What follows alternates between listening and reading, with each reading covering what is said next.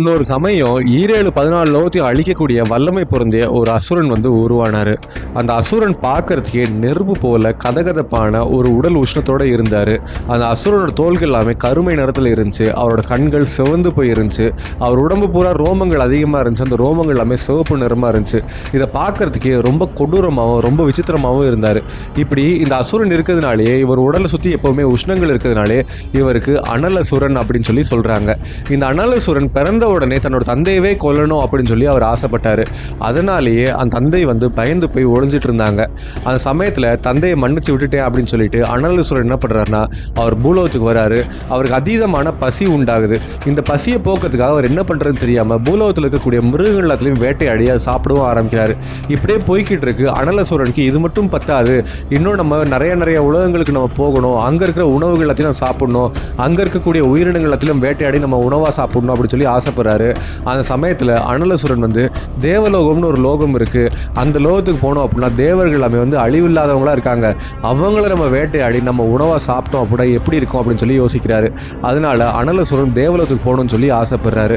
இதை தெரிஞ்சுக்கிட்ட தேவர்கள் என்ன பண்றதுன்னு தெரியாம அவங்க நேரா திருமால் கிட்ட போய் உதவி கேட்கிறாங்க. அப்ப திருமால் சொல்றாரு, அனலசுரனை என்னாலையும் கொல்ல முடியாது, முதல் அனலசுரன் யாருன்னு உனக்கு தெரியுமா அப்படின்னு சொல்லி தேவர்களை பார்த்து கேட்கிறாங்க. அப்ப தேவர்களோட தளபதியான இந்திரன் சொல்றாரு, அனலசுரன் யாரு அப்படின்னு சொல்லி கேட்கிறப்பதான் அவர் சொல்றாரு, அனலசுரன் சாதாரண ஆள் கிடையாது, இவர் தான் யமதர்மராஜனோட மகன் அப்படின்னு சொல்லி சொல்றாங்க. இதை கேட்ட உடனே தேவர்கள் எல்லாமே ஆச்சரியமா பார்க்குறாங்க. யமதர்மராஜனுக்கு இப்படி ஒரு மகனா, நாங்கள் கேள்விப்பட்டதே இல்லை, இந்த மகன் எப்படி பிறந்தாங்க, எப்படி யமதர்மராஜனுக்கு வந்தாங்க, இந்த மகன் கிட்ட இருந்து நமக்கு எப்படி ஒரு விடுவு காலம் அப்படிங்கிறது வரும் அப்படின்னு சொல்லி கேட்குறப்போ மகாவிஷ்ணு அந்த அனலசுரனோட கதையை சொல்லவும் ஆரம்பிக்கிறாரு.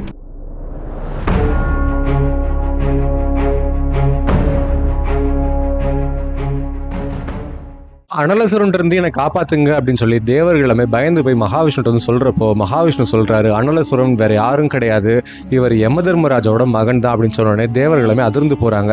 அப்ப அனலசுரன் எப்படி உருவானாரு, இப்படி ஒரு மகன் இருக்குது எங்களுக்கு தெரியாதே அப்படின்னு சொல்லி தேவர்கள் கேட்கிறப்போ மகாவிஷ்ணு சொல்றாரு, முன்னொரு சமயம் யமலோகத்துல யமதர்மராஜா ஆட்சி பண்ணக்கூடிய அவரோட அரசவையில அரச சபை கூடுது. அந்த சமயத்துல யமதர்மராஜா அவரோட அரியாசனத்துல அவர் கம்பீரமா உட்கார்ந்துருக்காரு.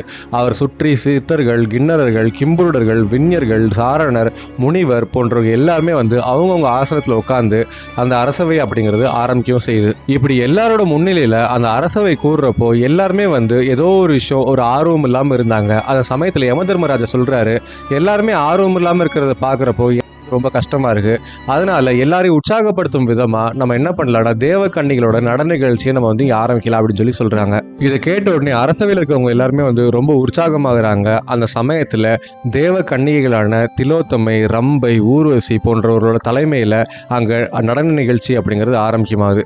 தேவ கன்னிகைகள் அங்க மிக அற்புதமா நடனம் ஆடுறாங்க. அவங்க நளினங்களும் அபிநயங்களையும் பார்த்து அங்க இருக்கிறவங்க எல்லாருமே மதிமயங்கி பார்த்துட்டு இருந்தாங்க. அந்த சமயத்துல ரொம்ப அழகா இருக்கக்கூடிய திலோத்தமை ரொம்ப உற்சாகமா ஆடிட்டு இருக்காங்க. அவங்க ஆடிட்டு இருந்த சமயத்துல அவங்களோட மேலாடை அப்படிங்கிறது நழுவி கீழே விழுது. இது அவங்க கவனிக்காம அவங்களோட எண்ணம் பூராமே நடனத்திலே இருந்துச்சு. அவங்க ரொம்ப அழகா அபிநயத்தோட ஆடிட்டு இருந்தாங்க. ஆனா இப்படி மேலாடை இல்லாம திலோத்தமை ஆடுறதை பார்த்த உடனே ரம்பை வெக்கப்பட்டு அவங்க அந்த நடன நிகழ்ச்சியில இருந்து வெளியேறவும் செய்றாங்க. ஆனா இந்த விஷயத்த யமதர்மராஜா கவனிக்காம அவரோட முழு கவனம் எல்லாமே திலோத்தமை நடனத்திலே இருந்துச்சு. திலோத்தமை இப்படி மேலாடை இல்லாம ஆடுறதை பார்த்த உடனே யமதர்மராஜாக்கு அவர் மோகம் கொள்ளவும் ஆரம்பிக்கிறாரு. இப்படியே நம்ம இருந்தோம் அப்படின்னா நம்ம மதி தவறி நம்ம திலோத்தமை மேல மோகம் கொண்டு யமதர்மராஜா உடனே அரசவையை விட்டு வெளியேறாரு. யமதர்மராஜா வெளியேறப்பதான் திலோத்தமை உணர்றாங்க தங்கிட்ட மேலாடை இல்லாமல் நம்ம ஆடிட்டு இருக்கோன்னு. உடனே அவங்க வெக்கப்பட்டு அவங்களோட மேலாடையை உடுத்தவும் செய்கிறாங்க. யமதர்மராஜா திலோத்தமையோட நடனத்தை பார்த்து மோகம் கொண்டதுனால தான் வேக வேகமாக நம்ம நேராக அந்தப்புறத்துக்கு போகணும் அப்படின்னு சொல்லி அவர் போகிறாரு. ஆனால் அந்த சமயத்தில் அதீதமான மோகம் கொண்ட யமதர்மராஜா உடல்ல இருந்து அவரோட வீரியம் அப்படிங்கிறது வெளியப்படுது. அவரோட வீரியத்திலிருந்து ஒரு குழந்தை உருவாகுது. யமதர்மராஜாவோட வீரியத்தால் உருவான இந்த குழந்தை பார்க்கறதுக்கு அதி வலிமையோட இருக்காங்க. கருப்பு நிற தோள்களோட, உடல் முழுக்க சிவப்பு நிற மயிர்களோட, அவர் கண்கள் சிவந்து போய் இருக்குது. அவர் உடல் அப்படிங்கிறது தக தக தக தகன்னு அப்படியே உஷ்ணம் அதீதமாக கொந்தளிக்குது. இதை பார்த்தோன்னே யமதர்மராஜாவுக்கு ஒரு பயம் ஏற்படுது. என்னடா இது கொடூரமான ஒரு குழந்தை வந்து வந்திருக்கானே, இந்த குழந்தை எப்படிப்பட்டவன் தெரியலையே அப்படின்னு சொல்லி நினச்சிட்டு இருக்கப்போ தான் அந்த குழந்தை வந்து சொல்லுது, எனக்கு அதிகமாக பசி எடுக்குது, எனக்கு ஏதாவது சாப்பிட கொடுங்க அப்படின்னு சொல்லிட்டு யமதர்மராஜாவை பார்த்து யமதர்மராஜாவை கொல்ற மாதிரி அவர் ஓடி வராங்க. அந்த சமயத்தில் யமதர்மராஜா பயப்படுறாரு, என்னடா இது, நம்ம உடல்ல இருந்து வெளிப்பட்ட வீரியத்தினால இப்படி ஒரு குழந்தை பிறந்திருக்கு, இந்த குழந்தை பார்க்கறதுக்கு ஒரு மிகப்பெரிய அசுரன் மாதிரி இருக்கான், நம்மளோட குணங்கள் பொருந்திருந்தாலும் நம்மளோட கோர குணங்கள் எல்லாமே மொத்தமாக சேர்த்து வச்சிருக்கிற ஒரு குழந்தை மாதிரி, கண்டிப்பாக இவன் வந்து மிகப்பெரிய பேரழிவு உண்டாக்க போகிறான், இவன் நம்மளை அழிக்கிறதுக்கு நம்மளே திணிக்கிறதுக்கு தான் இவன் வந்து நம்ம கிட்ட வராமல் போல அப்படின்னு நினச்சிட்டு இவர் பயந்து போய் அந்தப்புறத்துக்குள்ள ஓடி ஒளிஞ்சு அவர் அந்தப்புற கதவுகளை உள்ளே போய் தாளிடுறாரு. இதை பார்த்த உடனே அந்த அசுரன் வந்து யோசிக்கிறாங்க, என்னடா இது, நம்ம தந்தையவே சாப்பிடலாம்னு சொல்லி போகிறோம், ஆனால் தந்தை நமக்கு பயந்து ஓடுறாரு, சரி தந்தை மட்டும்தான் இருக்காரா, இன்னும் நிறையா பேர் இருக்காங்களே, அவங்களாம் நம்ம வந்து சாப்பிடலாம், நமக்கு உணவாக வச்சுக்கலாம் அப்படின்னு சொல்லிட்டு அந்த அசுரன் என்ன பண்ணுறாங்கன்னா நேராக பூலோகத்துக்கு வராங்க. பூலோகத்துக்கு வந்து பார்த்தா இங்கே ஏகப்பட்ட மிருகங்கள் இருக்குது. இந்த மிருகங்கள் வேட்டையாடி நம்ம சாப்பிடலாம்னு சொல்லி மிருகங்களை வேட்டையாடி சாப்பிட்றாங்க. ஒரு கட்டத்தில் மிருகங்கள் எல்லாமே வந்து அவருக்கு சலிப்பு ஏற்பட ஆரம்பிச்சிருச்சு. அதனால இங்கே இருக்கக்கூடிய மனிதர்களையும் அவங்க வேட்டையாடி சாப்பிட்றாங்க. இப்படியே போயிட்டு இருக்கப்போ தான் ஒரு நாள் வந்து அந்த அசுரன் தெரிய வருது, மேலோகத்தில் தேவலோகம் அப்படின்றது ஒன்று இருக்குது, அந்த தேவலோகத்தில் போனோம் அப்படின்னா நிறைய விசித்திரமான உயிரினங்கள் இருக்குது, அதையெல்லாம் வேட்டையாடி சாப்பிட்லாம். அது மட்டும் இல்லாமல் தேவர்கள்னு ஒருத்தவங்க இருக்காங்க, அந்த தேவர்களுக்கு வந்து அழிவே கிடையாதான், அவங்கெல்லாம் வந்து அமிர்தத்தை தின்றவங்களாம். அப்படிங்கிறப்போ அந்த தேவர்கள் சாப்பிட்டோம் அப்படின்னா அது எவ்வளோ ருசியாக இருக்கும் அப்படின்னு சொல்லி அவன் தெரிய வருது. இப்படி தன்னோட பசியை அடக்க முடியாம தான் பசியை தீக்கிறதுக்காக நிறைய உயிரினங்கள் வேணும் தேவலோகத்துக்கு வரணும்னு சொல்லி முடிவு பண்றான் இந்த அசுரன். இந்த அசுரனுக்கு பசி அதிகமாச்சு அப்படின்னா இவர் உடல்ல இருந்து அதீதமான உஷ்ணங்கள் உற்பத்தி ஆகும். இந்த உஷ்ணங்கள் எல்லாமே வந்து அப்படியே தீ கனல் போல இருக்கிறதுனால தான் இவருக்கு அனலசுரன் அப்படின்னு சொல்லி பேர் கொடுத்துருக்காங்க. இந்த அனலசுரன் பூலோகத்தில் இருக்கிறப்போ நிறைய உயிர்களை வேட்டையாடி சாப்பிட்ருக்காங்க, நிறைய மனிதர்களை இவங்க தின்று நிறைய பேருக்கு வந்து நிறைய கஷ்டங்களை கொடுத்துருக்காங்க.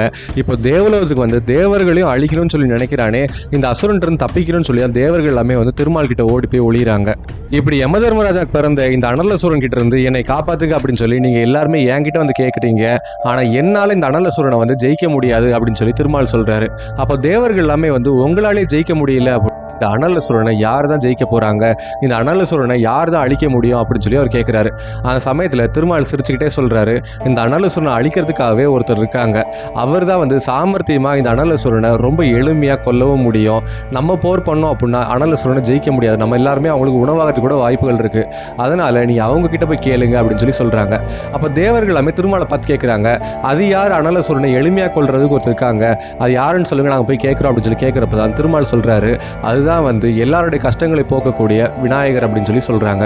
விநாயகர்னால மட்டும்தான் அனலசுரனை ஜெயிக்க முடியும் அப்படின்னு சொல்லி திருமால் சொன்னதை கேட்ட உடனே இந்திரன் வந்து யோசிக்கிறாரு, விநாயகரே ஒரு சாதாரண பாலகனா இருக்காரு, அவர் வந்து எப்படி அனலசுரனை அழிப்பாரு அப்படின்னு சொல்லி கேட்கிறப்போ மகாவிஷ்ணு சொல்றாரு, விநாயகர் வந்து நீ குறைச்சி மதிப்பிடாத, விநாயகர் கிட்ட விதமான சக்திகள் இருக்கு, அவர் நினைச்சாரு அப்படின்னா அனலசுரனை ஒரே நொடி பொழுதுல அவரால் அழிக்க முடியும், நீங்க விநாயகர் கிட்ட போய் உதவி கேளுங்க அப்படின்னு சொல்லி சொல்றாங்க. இப்படி மகாவிஷ்ணு வந்து அனலசுரன் தப்பிக்கிறதுக்கு ஒரு உதவி சொன்ன உடனே இந்திரதேவனும் தேவர்களும் எல்லாருமே சேர்ந்து விநாயகரை நோக்கி அவங்க வேண்டவும் செய்கிறாங்க. அப்போ தேவர்களோட வேண்டுகோளை ஏற்றுக்கொண்ட விநாயகர் வந்து இந்திரதேவன் முன்னாடி காட்சி. அந்த சமயத்தில் இந்திரதேவனை பார்த்து விநாயகர் கேட்குறாரு, எதனால இந்திரதேவனை என்னை வழிபடுறீங்க, என்னை வேண்டுறீங்க, உங்களுக்கு என்ன விஷயம் அப்படின்னு சொல்லி கேட்குறப்ப தான் இந்திரதேவன் சொல்கிறாரு, யமதர்மராஜனுக்கு ஒரு மகன் பிறந்திருக்காரு, அந்த மகன் மிகப்பெரிய அசுரனா மாறி எல்லா உயிர்களையும் வந்து வேட்டையாடி சாப்பிட்டுட்டு இருக்காங்க, இப்போ தேவர்களையும் சாப்பிடணும் அப்படின்னு சொல்லி அவர் தேவலோகத்துக்கு வந்திருக்காங்க, நீங்கள் தான் அந்த அனலசுரன் இருந்து எங்களை காப்பாற்றணும் அப்படின்னு சொல்லி கேட்குறாங்க. இதை கேட்ட உடனே விநாயகர் சொல்கிறாரு, சரி இந்த அனலசுரன் வந்து எல்லா உயிர்களையும் வேட்டையாடி முழுங்குற மாதிரி நானும் இந்த அனலசுரனை முழுங்கிடுறேன் அப்படின்னு சொல்லி சொல்கிறாரு. இதை கேட்ட உடனே தேவர்கள் எல்லாமே ரொம்ப சந்தோஷப்படுறாங்க. அந்த சமயத்தில் அனலசுரன் எங்க இருக்காங்க அப்படின்னு சொல்லி விநாயகர் கேட்குறப்போ அனலசுரன் எங்களை தேடி தேவலோகத்துக்கு வந்திருக்காங்க அப்படின்னு சொல்லி சொல்றாரு. அந்த சமயத்தில் தான் அனலசுரன் தேவலோகத்தில் போய் பார்க்குறாரு. தேவலோகத்தில் யாருமே இல்லை, தேவலோகமே வெறிச்சோடி இருக்கிறத பார்த்தோன்னே அனலசுரனுக்கு பயங்கரமாக கோவம் வருது. இப்போ இந்த தேவர்கள்லாம் எங்கே இருக்காங்க அப்படின்னு சொல்லி தேடி பார்க்குறப்போ இவங்கெல்லாம் விநாயகர் கிட்ட உதவி கேட்டு எல்லாருமே ஒரே இடத்துல இருக்காங்க அப்படிங்கிற விஷயம் தெரிய வருது. இதை கேட்ட உடனே அனலசுரன் யோசிக்கிறாங்க, ஓ எல்லா தேவர்களும் ஒரே இடத்துல இருக்கீங்களா, அப்போ நம்ம போனோம் அப்படின்னா நமக்கு நல்ல வேட்டை தான் அப்படின்னு சொல்லிட்டு அந்த தேவர்கள் எங்கே கூடியிருக்காங்கன்ற விஷயம் தெரிஞ்சுட்டு அந்த இடத்துக்கு அனலசுரன் வேக வேகமாக வராரு. அனலசுரன் வரதை பார்த்த உடனே அங்கே இருக்கக்கூடிய முனிவர்களோ ரிஷிகளோ வந்து தன்னோட உயிர்களை காப்பாற்றிக்கிறதுக்கு அவங்க தெரிச்சு ஓடுறாங்க. தேவர்கள் எல்லாமே நடுநடுங்கி போகிறாங்க, என்னடா இந்த அனலசுரன் வரத்துக்கு முன்னாடி இவ்வளோ உஷ்ணமாகுது, இந்த அனலசுரன் எவ்வளோ பசியோடு இருப்பாங்கன்னு நமக்கு தெரியலையே அப்படின்னு சொல்லி அவங்க பயந்து போய் விநாயகர் பின்னாடி ஒளிவும் செய்கிறாங்க.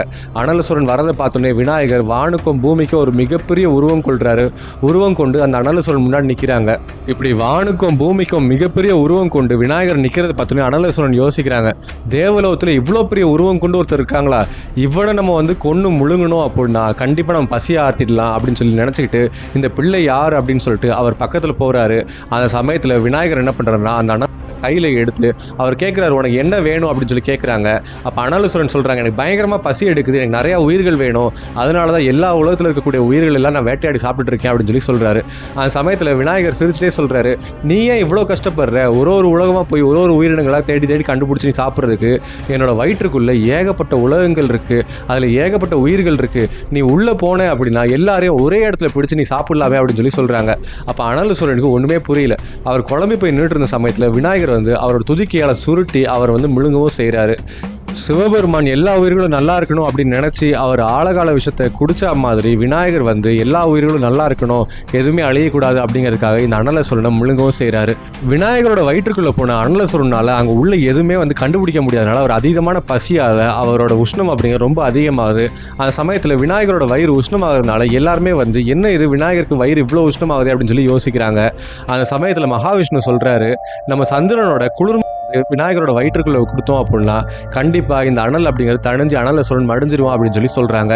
இதை கேட்டு சந்திரனும் அந்த மாதிரி குளிர்மையை கொடுக்குறாரு, ஒன்றுமே ஆகலை, அந்த அனல் இன்னும் அதிகமாகிட்டு தான் இருக்குது. அதுக்கப்புறம் மகாவிஷ்ணு வந்து அவரோட தாமரையை எடுத்து விநாயகரோட வயிற்றில் ஒத்தடம் கொடுக்குறாங்க, அப்பயும் வந்து ஒன்றுமே ஆகலை. இப்படி நிறையா முறையில் நிறையா பேர் வந்து அவங்க முயற்சிகள் எடுக்கிறாங்க, ஆனால் இந்த அனலசுரனோட அனலை வந்து குறைக்கவே முடியல. அந்த சமயத்தில் இருக்கக்கூடிய முனிவர்கள் எல்லாமே யோசிக்கிறாங்க, நான் ஏதாவது முயற்சி பண்ணுறோம் அப்படின்னு சொல்லிட்டு அவங்க என்ன பண்ணுறாங்கன்னா காடுகளில் போய் நிறையா மூலிகைகளை பரிசோதனை பண்ணி பார்க்குறாங்க. ஆனால் கடைசியில் அவங்க அருகம்புல்லை ஆளுக்கு 21 அருகம்புல்லை எடுத்துகிட்டு வராங்க. இப்படி ஆளுக்கு 21 அருகம்புல்லா 60,000 அருகம்புல்லை கொண்டு வந்து விநாயகரோட வயிற்று மேலே அவங்க தடவும் செய்கிறாங்க. அருகம்புல்லோட சக்தி பட்ட உடனே விநாயகரோட வயிறு அப்படிங்கிறது குளிர்மையாக ஆரம்பிக்குது. விநாயகர் ரொம்ப சந்தோஷப்படுறாரு. அந்த அருகம்புல்லோட சக்தியால் விநாயகர் வயிற்றுக்குள்ளே இருக்கக்கூடிய அனலசுரன் மடியவும் செய்கிறாங்க. விநாயகரோட வயிற்றில் இருக்கக்கூடிய அனல் அப்படிங்கிறது குறைஞ்சி அது குளிர்மை அடைஞ்சோடனே விநாயகர் ரொம்ப சந்தோஷப்பட்டு அவர் சொல்றாரு, யாராவது என்னை வழிபடணும்னு நினைச்சீங்க அப்படின்னா எனக்கு வாசனை மலர்களோ வாசனை திரவியங்களோ கொடுக்கணுன்ற அவசியம் கிடையாது, எனக்கு உதவி பண்ண இந்த அருகம்புல் ஒன்னே ஒன்று வச்சு வழிபட்டாலே போதும், அவங்களுக்கு நான் பரிபூர்ண அருள் கொடுப்பேன் அப்படின்னு சொல்லி விநாயகர் அருளவும் செய்கிறாரு. இப்படி தேவர்களையும் மற்ற உயிரினங்களையும் காப்பாற்றுறதுக்காக அனலசுரனை விநாயகர் பெருமான் வந்து அவர் வதம் பண்ணவும் செஞ்சார். விநாயகர் பெருமான் வதம் பண்ணதுக்கப்புறம் தன்னை வழிபடுறவங்க ஒரே ஒரு அருகம்புல் வச்சு வழிபட்டாலே பரிபூர்ண அருள் கொடுப்பேன் அப்படின்னு சொல்லி அவர் சொல்கிறாரு. இதை கேட்டு தான் விநாயகரோட பூஜைகளில் அருகம்புல் வச்சு கும்பிட்ற வழக்கம் அப்படிங்கிறது வந்துச்சு அப்படின்னு சொல்லி சொல்கிறாங்க. இப்படி யமதர்மராஜாவுக்கு மகனாக பிறந்த இந்த அனலசுரனை விநாயகர் வதம் பண்ண கதையை பற்றி நீங்கள் என்ன நினைக்கிறீங்க அப்படிங்கிறத பற்றி கமெண்ட்டில் சொல்லுங்கள். இந்த வீடியோ பிடிச்சிருந்துச்சுன்னா ஒரு லைக்கை போடுங்க, இந்த வீடியோ உங்கள் ஃப்ரெண்ட்ஸ் ஷேர் பண்ணுங்கள். இந்த வீடியோ பார்த்துருக்க நீங்கள் இன்னும் ஏல் சேனலை சப்ஸ்கிரைப் பண்ணல அப்படின்னா உடனே சப்ஸ்கிரைப் பண்ணுங்கள். கூடவே நோட்டிஃபிகேஷன் பெல் பட்டனை கிளிக் பண்ணிங்க அப்படின்னா நாங்கள் போடுற வீடியோஸ் எல்லாமே உங்களுக்கு உடனே நோட்டிஃபிகேஷன் தான் வரும்.